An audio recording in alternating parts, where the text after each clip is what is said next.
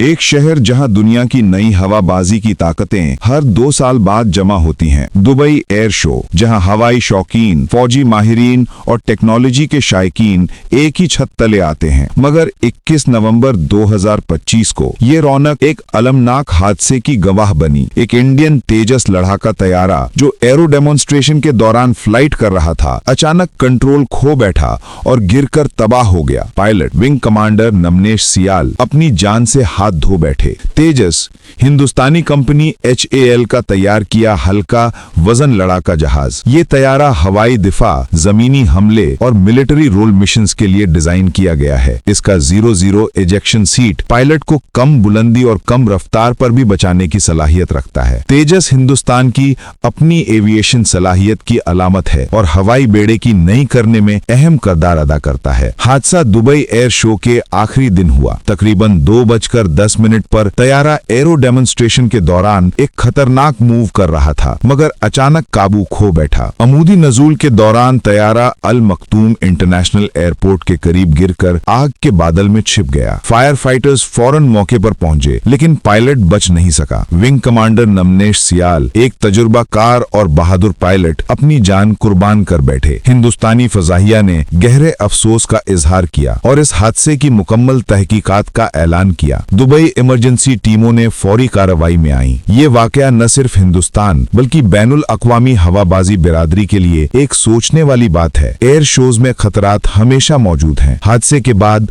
IAF और Dubai हुकाम मिलकर वजूहात जांच रहे हैं। ब्लैक बॉक्स की बाजियाबी के बाद ये मालूम हो सकेगा कि तैयारा क्यों गिर गया। ये वाकया तेजस तैयारे की बैनुल अक़वामी साख पर असर डाल सकता है और मुस्तकबिल में तरबियत, तरसील और मिशन मंसूबाबंदी पर अहम असरात मुरत्तब करेगा। दुबई एयर शो में तेजस तैयारे का ये हादसा एक अलमनाक और सबक आमोज वाकया है। ये न सिर्फ एक बहादुर पायलट की कहानी है, बल्कि हिंदुस्तान की एविएशन और दिफाई सलाहियत के नाजुक पहलू को भी उजागर करता है। ऐसी अलमनाक यादें हमें ये सिखाती हैं कि नई हवाबाजी की चमक के पीछे हमेशा खतरात मौजूद हैं और हर हादसा हमें मुस्तकबिल के लिए तैयार रहने की जरूरत की याद दिलाता है।